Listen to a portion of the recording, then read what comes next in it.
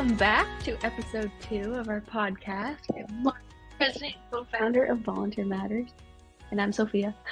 Today we're talking about hospital volunteering. So mainly we're going to be answering the question, what makes hospital volunteering different from other volunteer programs? So let's get started.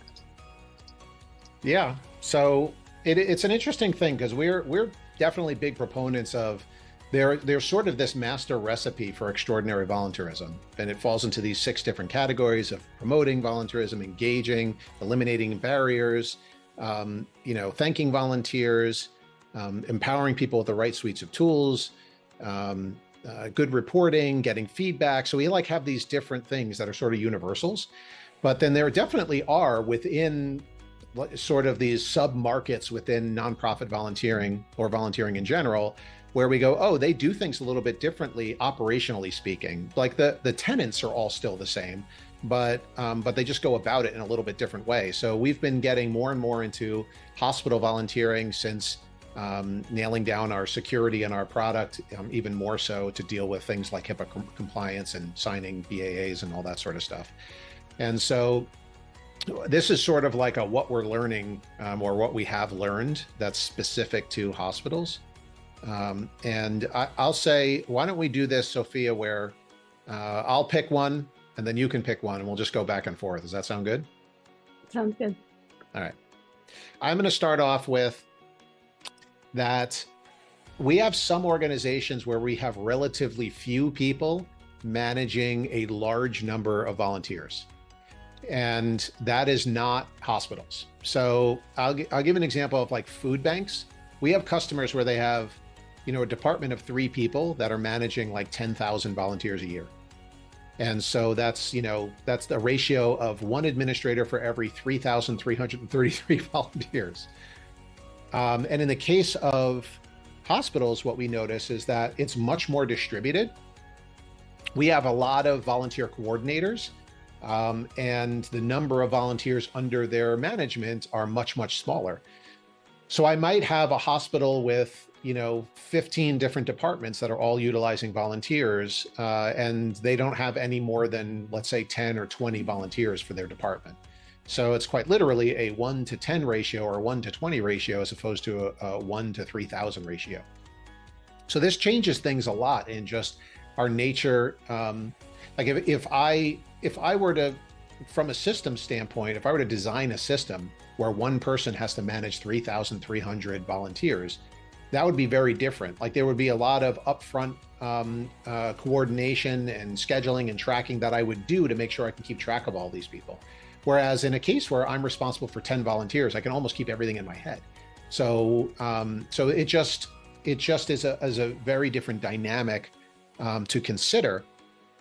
And also that those individuals, because they're only managing a very few volunteers, it is almost certain that it is not going to be a big part of their job. Like it might just be 1% of what they're normally doing. And they're just told, hey, you're also going to manage the volunteers when they come in or sign up. And in other cases, it might actually be like the head nurse for a department is responsible. And then depending on who's, sitting at the nursing station is also involved in coordinating these volunteers. So it might be something as simple as, we have 10 volunteers. Here's what days of the week they come in. We have something, pinned to a cubicle.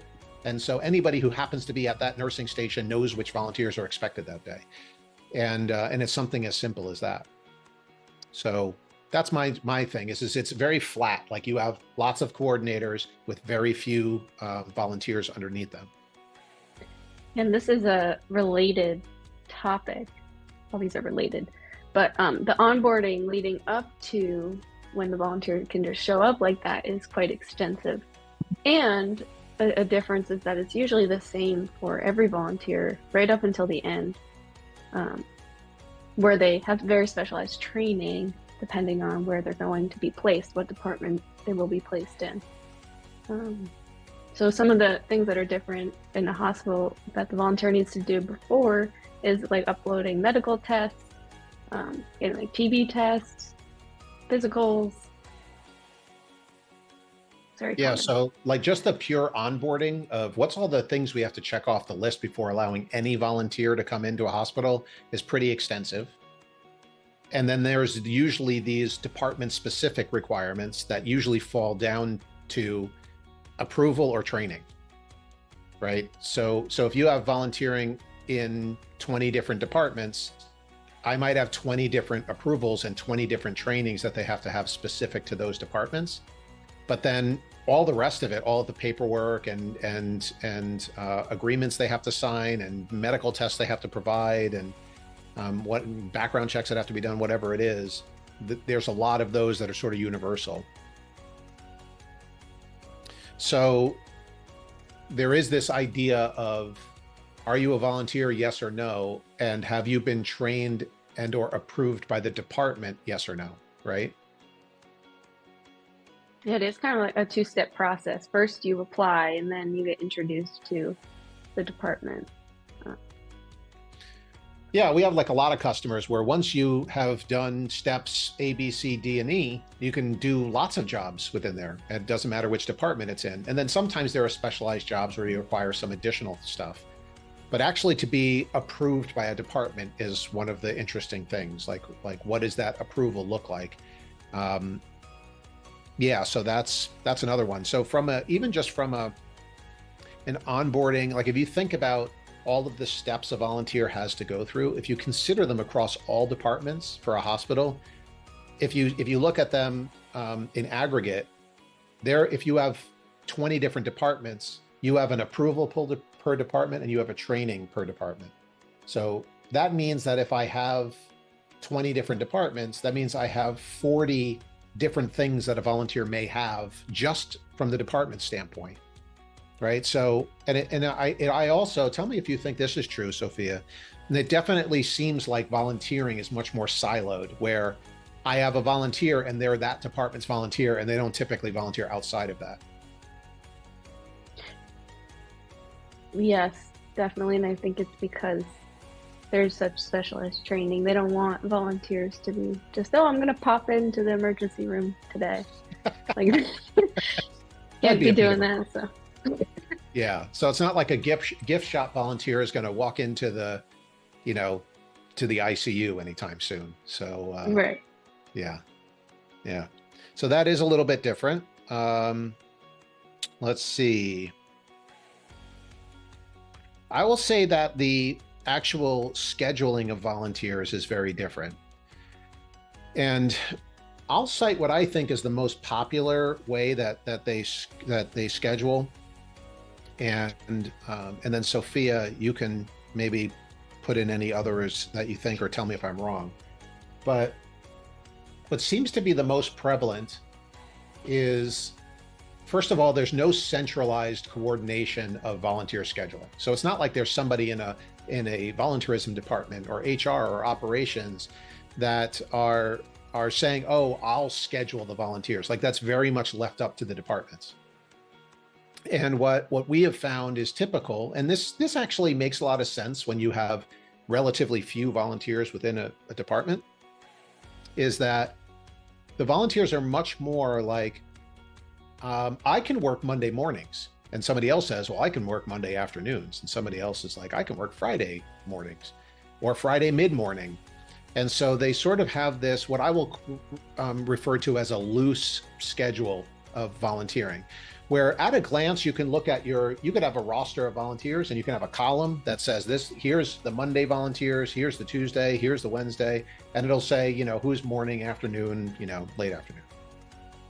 And so people know the schedule. And then the volunteers really show up almost according to their own, it's almost like flex time.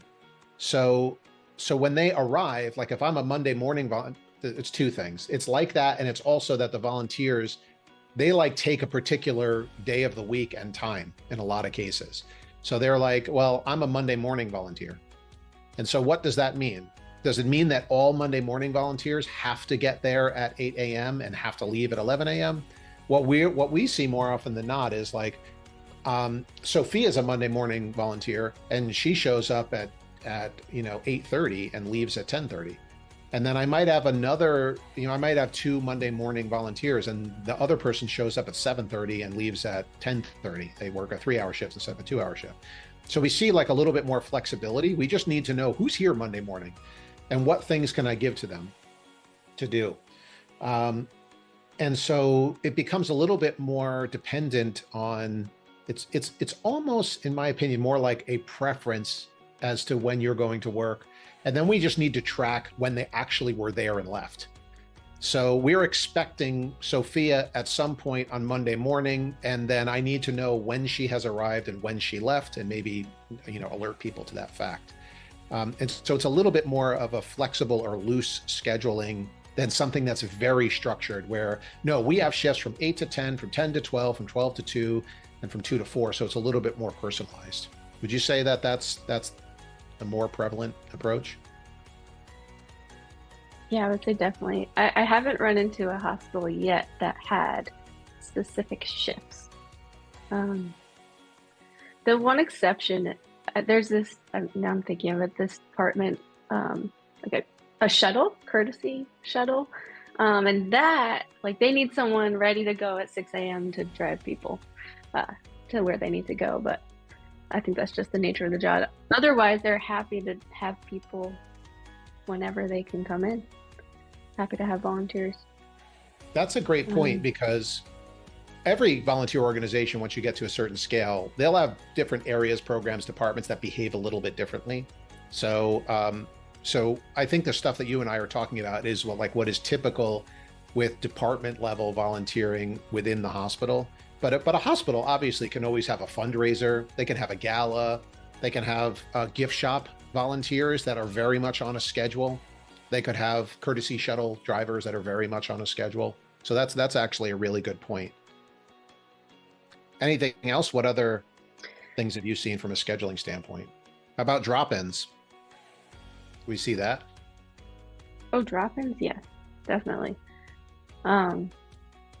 As long as the volunteer has been approved by the department, they're happy to have drop-ins for the most part. That's what I've noticed. Are there any specific examples of situations where you've seen like drop-ins for medical hospital volunteering? Not that you have to name drop. Okay. Yeah, no, I wanted to. There's this one hospital I recently worked with that they have a lot of younger volunteers who would just drop in whenever it fit. A lot of college students actually, and like they had different class schedules, and so they would drop in like in between classes and maybe in the middle of the night too. That's whatever worked with their schedule, and the coordinators were okay with that. They just wanted to know ahead of time, if possible, when they were coming, but also it was okay if they just checked in when they got there. There was always something for them to do. That's interesting. What was that, a hospital affiliated with a college or university, or was that just a standalone hospital in a college town? It's affiliated. I think it's affiliated with the university in the town. Cool. I think they have like 99% of volunteers are college students. Interesting. Yeah, so I guess that unique. That leads to the other aspect of this is like, who is your volunteer population? If they're senior citizens versus college students versus working age people, like the scheduling is going to be different for all of those. I do see though that the majority of it is more like having part-time employees that aren't being paid. So somebody says, yeah, I work Mondays and Wednesdays in the mornings, and that's my schedule indefinitely. And if I'm going to go away or go on vacation or be unavailable, I'll let you know. But definitely the drop-ins is an interesting element to it.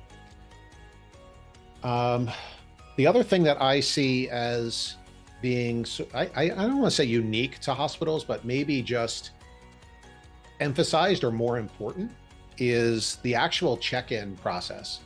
So, and we do see this at other types of organizations where when they check in, providing access to the facility becomes more important. It's not just about the volunteer saying, I am here and now I'm leaving. It's actually like, no, I am here and I'm allowed to be here, and I'm only allowed to be in one department that is here. And so like access controls becomes the more important, because obviously a hospital is a pretty sensitive area. You don't want people wandering around into any of the departments or floors.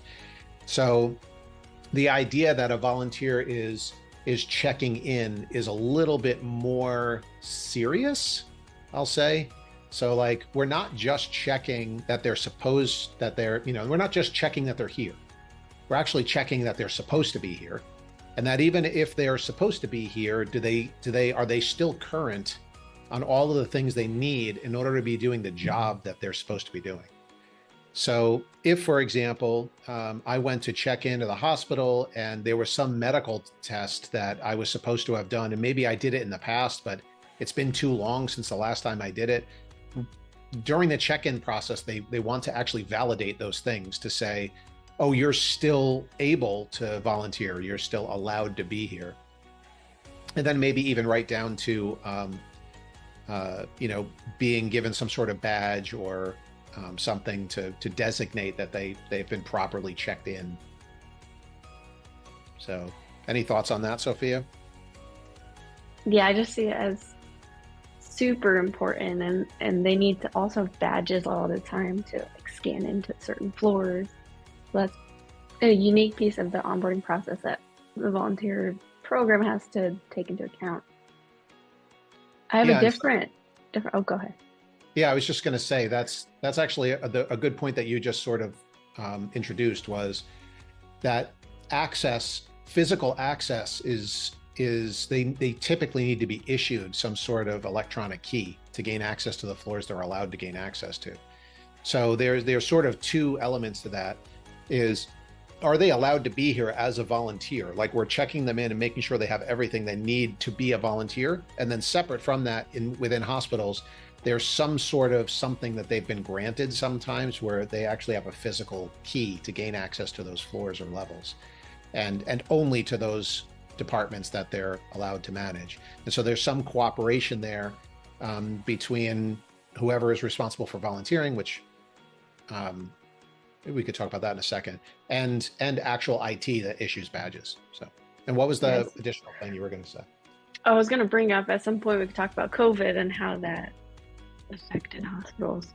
Oh, but that's a whole different topic. Well, how so? Give us a little teaser. Well, I didn't know if you had any experience or heard it about how COVID affected volunteers at hospitals, but I have a cool story from one of our customers and how they leveraged that as an opportunity to get. Let's hear it. Tell me. Okay, so during COVID, obviously a lot of staff got laid off, and no, sorry, not laid off. No, okay, we can cut the part out. During COVID, a lot of nurses they needed more help, basically, and instead of hiring more people, they reached out, and that was the beginning of their volunteer program, and they specifically were recruiting volunteers to support staff during COVID, and then it actually flourished and turned into other things. Like now they have events and tabling. And that was in a relatively short amount of time that their volunteer program exploded. So, well, that's an interesting. I had never heard that story before. So that's very interesting. So that was the origin of their volunteer program? Yeah, they really didn't have one before COVID. Wow. So this is not to go too much down the COVID path, because I'm glad that those days are behind us, to be quite frank. But there were things where it transformed organizations for the better. And so through that pain came something kind of beautiful. And so this is a great example of that. Like in a moment when we needed extra hands and help, that they can rely on their community members to come together and deal with an emerging, situation, and having the right things in place to be able to do that safely, especially when safety was of paramount importance. That's very cool. But then in the aftermath of that, we see this a lot. Like there were a lot of organizations that we had that I'm not going to cut out the mistake you made about saying having to lay off staff, because that's what most organizations had to do during that time. And so how do we manage these and bring back these volunteer programs in a way that's a heck of a lot more efficient? Or in an emergent kind of situation, how can we more easily ramp up volunteering? And then once they did ramp up volunteering, how can we keep this going? Because now we realize when we can get back to our regular staffing levels, or in the case of hospitals, they remain the same or increased. But let's not make these volunteer programs that emerged out of this, let's make it not go away, because we realize now that we can actually get a lot more done and recognize the value that volunteer programs can bring to the organization. One of the things that I will say in hospital volunteering, and we also see this in volunteering in things like hospice centers or senior living facilities, independent living facilities, all the way to hospice, is that it actually serves as a way to recruit people to that vertical. So right now in most like hospice and senior living facilities, there's staffing shortages. Like they actually really need people, professional people, to come get paid to do this job. And they see volunteerism as a way to introduce people to this sector. So in healthcare, if I'm volunteering in a hospital, I start getting exposed to, it's not just doctors and nurses. Like there's a wide variety of things you can do in a hospital setting. And if any hospital is struggling with, with recruiting and getting all of the help that they need, one of the ways you can expose particularly young people and get them into the workforce is to have them volunteer first. And then they start going, you know what, I actually really love this. And there's a particular type of person that fits in really well with that kind of volunteering, that it's a way to actually recruit future employees, which is another cool aspect to that. That was actually the same hospital that I'm telling the story about. That was one of their goals, was recruiting for positions. And they said it's working really well. I love that. And this actually harkens back to our last podcast episode. If you haven't watched it, watch it, about building a volunteer team and what do you do if you lose your volunteer coordinator. And one of the things was that you need to have someone who's a visionary, that is really thinking about how does this volunteer program make us a better organization. So in this case, they recognized that was actually a goal of theirs, a stated goal, that they wanted to use this as a tool to recruit actual paid employees at some point. So come in, volunteer, see if it's for you. And if it is, there's job opportunities here. So that's awesome. I love that. So we talked about check-in, we talked about scheduling, the distributed nature, the onboarding requirements. There's one sort of last thing that I'll say that I noticed is actual legal issues. So the legal requirements for a volunteer program is very heightened within hospitals and hospice centers and all sorts of medical volunteering. So when you are literally dealing with life and death, there are going to be more legal and contractual issues with that. And it actually extends beyond just the onboarding requirements to make sure that people have the right credentials before being allowed to do stuff. But from our perspective, the other interesting thing is that it even means from a contractual standpoint.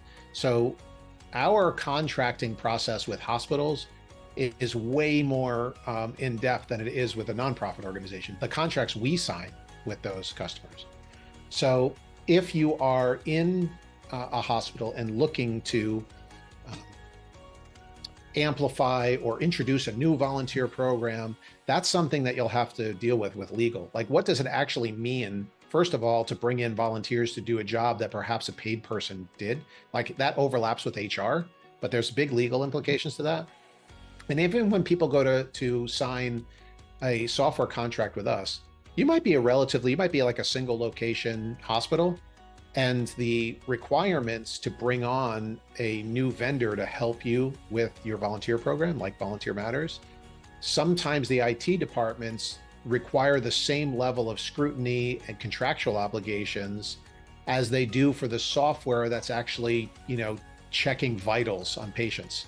So what might have been like a multi-million-dollar contract, they're applying the same legal requirements to a contract that's, under $10,000 or under $20,000. And obviously those two things are very, very different. And particularly when you start introducing things like HIPAA compliance and asking a vendor to sign a BAA and requiring them to have liability limits that are higher than perhaps what is typical for volunteer software. So the way that we've responded to it is just to give customers what they want, but then there's a cost associated with it, of course. But there are some additional things like just think about this. If the volunteer management system that you put in place just to schedule and coordinate volunteers, if it's tracking whether or not somebody's had a TB test and what the results were, it immediately falls under like HIPAA compliance requirements. And therefore, there are things that your vendors need to be doing in order to keep that data safe and protected. And they probably should be signing an agreement with you, swearing that they're keeping it safe and protected with consequences if they don't. And it's probably required by your legal department and maybe even regulations. And therefore, you typically have to spend more for systems like that. So you actually can't just go and quietly, sign somebody up and say, oh, okay, there's no real legal implications to that. Either that, or you keep things very isolated and you start saying, yeah, we're not allowing patients to volunteer. We're not keeping medical data in the volunteer database. We're not connecting our volunteer database to our other systems that may have sensitive medical data. And then you can sort of isolate the risk elements associated with that, which we have plenty of customers that do that too. But that's just something else that is just a difference in medical volunteering than other places. The last thing I'll say is that in most hospitals, culturally, and you can speak to this, I don't want this to come out and sound negative, because it is not negative. It's just the nature of the beast. But I would say that the teams that we work with to roll out the software are much more operations oriented, as opposed to, with obvious exceptions, Sophia, but I would say that on average, the hospitals are much more associated with how is this going to work than they are with how is this going to benefit our mission, or how are we going to encourage and adopt more volunteering?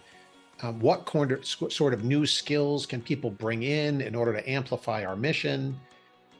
I would say that they tend to be a little less visionary and a little more operational. Like they're much more nuts and bolts kinds of people typically we run into. And that's probably the nature of the work that they do. Would you say that that's so? Yeah, definitely. More down to business. Yeah. Let's figure out how this is going to work. Right. Don't make my job harder. That's, That's the overriding theme, right? Yeah. And I think too that probably the reason for that is that let's say that we're working with one organization that's I don't know, like a national nonprofit that runs events all over the country. The number of systems that they have to use to run their organization is very different than the number of systems that a hospital needs to run. The regulatory issues, the multiple systems, the physical access, like there is so much to consider within that environment. They're inundated with it. So when it comes to us, like we have to have zero footprint in their mind. Otherwise there's great resistance to it because they already have so many operational hurdles to get over that's like their number one concern. Their number one concern is what you said. Don't make my life any more difficult, which isn't a bad thing. That's not a bad thing. It's just a difference. So that's something that we've had to learn is that they are definitely much more like get down to business kind of thing. Right. All right. Well, do we have anything else to add, Sophia? Do we think we pretty much covered what we think on hospital volunteering? We did. We hit all the points that I was thinking of. All right. Cool. Well, I think I'll say this one last thing and we can end with this. I think it takes a special kind of person to do medical volunteering, just the same as it takes a special kind of person to practice medicine or to work in the medical field. And I commend anyone who devotes their time either voluntarily or as a profession to doing that. I'll tell a little bit of a personal story, but my mother volunteered for years in a hospice center. And I don't know how she did it. And I would tell her that. And, you know, because what she would do is she would go in and she would help these patients that were either months, weeks, or days away from leaving this earth. And she would become friends with them only to know them for a very short period of time. And that takes a special kind of person to do that. It is working in an environment where people are typically not happy to be, unless you're in the maternity ward, right? In most cases, people are there because they're struggling, they have some sort of physical or emotional issue. And it is a special kind of person that works and volunteers for that. So for that reason, I love medical volunteers, and also why my mom's a special person, because it does take a special kind of person. And I'll just say the thing that she told me, and we'll end the episode with this, as to why she can do that, is she said it's a gift. She said it's a gift to me that in the moment when people are coming to terms with their life and what may be next, she said there is an amazing consistency to the grace and beauty that people have in their final moments. And that's their gift to me. And so that's why I volunteer there. So I thought that was a really beautiful sentiment and made me realize that in many ways, my mother is a better person than me. But that's it. I hope you learned a little bit of something. Maybe if you are in hospital volunteering, maybe you learned a little something, or you just identified with it. But if you have anything you'd like to add, you certainly pop some comments in there, because we're always learning and always looking to learn. All right. With that, thank you for joining us. All right. See you next time.